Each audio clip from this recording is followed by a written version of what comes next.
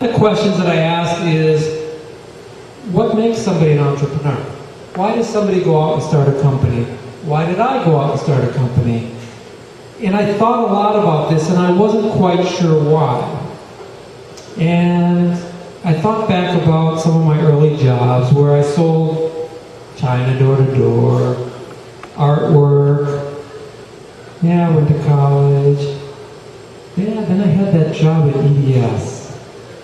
And I remember the first day at EDS, I was all excited. It was a big company. I said, I've made it. You know, I'm not a waiter anymore. I'm out of school. They're paying me good money. I got a suit. Walked in the door. First day, my manager came up to me and said, nice to have you here. But did you read the handbook? I said, yes, I read the handbook.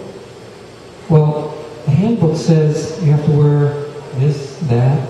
I said, I know, no facial hair. I don't have facial hair. No tassels on my shoes. I do have tassels today. And a white shirt. I said, I don't think it said a white shirt. Yeah, it did. No, I said, so we got out the handbook and we looked at it. It didn't say a white shirt. Pastels were okay. But I had a shirt, a pastel shirt, it had a white collar. That doesn't work. I said, but it doesn't say you can't. Well, it's a little bit too avant-garde. You know, we're from Texas. We're good people. We wear white shirts, suits, don't have facial hair. We don't wear shirts with white collars. I said, well, what do I do now? She said, well, next time we're going to send you home, change your shirt. But today, you can stay. So I said, okay, good. So things went on. The next day I came with a white shirt. For a few days I wore a white shirt. Then I got into some regular pastels.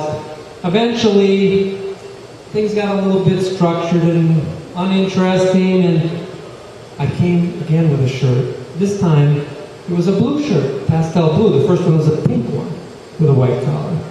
She said, didn't we have this little talk about white collar, pastel shirts? I said, yeah, but I thought it was the pink that you didn't like. No, you can't have white, blue, nothing. No white collars, solid shirts. So I said, okay. Well, so that was EDS. Then I moved on. I went to smaller and smaller companies. Things were a little less structured at smaller companies. I kind of like that. And the last company I was at was an Australian company, and they were trying to break into the U.S. market, and it was essentially a startup organization. So I said, this is cool. This is very interesting. What am I going to do here? And the owner said, well, we'll make you Vice President of Professional Services. I said, all right, that sounds good. So I started the job, came to work, 8 o'clock in the morning. There's nobody there. Where is everybody? Well, I guess in Australia they don't get in until about 9 o'clock. Especially when they're multimillionaires and they don't really need the money, so why should they get up earlier? I said, is this really a startup? And then there were a couple of guys there, a couple of Americans, and they were selling things. And I said, okay, well, what kind of projects do we have going on? And they said, no, we don't have any projects. We haven't sold anything yet. I said, you didn't sell anything? But I'm the Vice President of Professional Services. What am I going to do? And they said, I don't know, you can help us sell. And I said, okay, but I'm supposed to hire people, aren't I? And they said, well, you better not hire anybody because we haven't sold anything. So I said, okay, well, tell me a little bit about the products. And they said, we don't know much about the products. I said, well, what are you selling? Well, we're selling document imaging. But what is this? We don't know. We just tell them that we're selling document imaging. Well, who do you go to? Oh, big companies. And they don't ask you about the details? No, we don't get to that point yet. We just say we're selling you an imaging system. We're going to save you lots of money. We're from Australia. Oh, and then you're not worried that nobody's buying because you're not telling them enough information? No. So I'm thinking, no, if I'm going to sell, what am I going to do? So I go to the president and I say, I need to know more information about this. I can't sell something that I don't know. She said, well, it's an imaging platform. It helps them save money. They don't have paper anymore. I said, okay, but can you give me some more details? No, you don't need to know anything more. Just go and sell it. So I said, okay. So what am I going to do? I'm scratching my head. I said, well, I used to work at Blue Cross Blue Shield. I know a little bit about healthcare. So I got a Dun & Bradstreet listing, and I said, okay, who are all the people, the top people in the Blue Cross Blue Shield organizations, all the top insurance agents? And I said, okay, here's a list. So I started cold calling these people. I'd never done this before. And, first couple, nothing happens. Then you start to get on a roll, you figure it out. All right, I'm talking to presidents and vice presidents and CIOs, and they're kind of interested. Some people are calling me back. Okay, this could work. Eventually, though, nothing was selling, and I said, I need something more.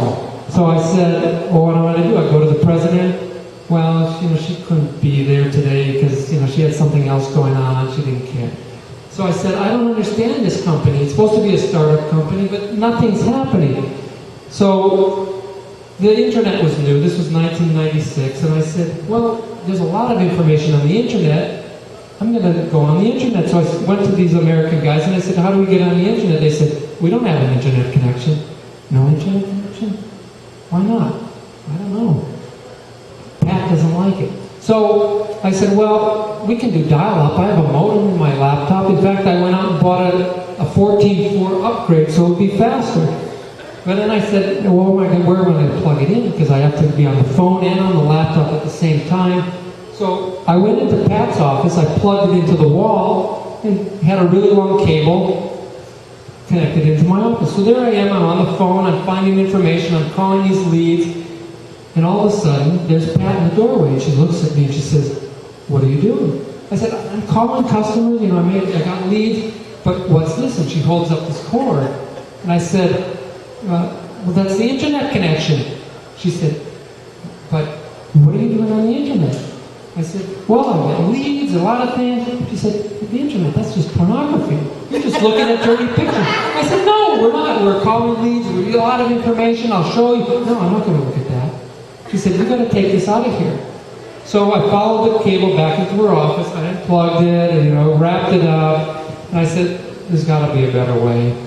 So I went from structured organizations that said you can't wear a shirt with a white collar, no tassels on your shoe, no facial hair. I said, that's too much structure. I went to the company that was full of money, they didn't really care, it was just a game, and I said, there's got to be a better way.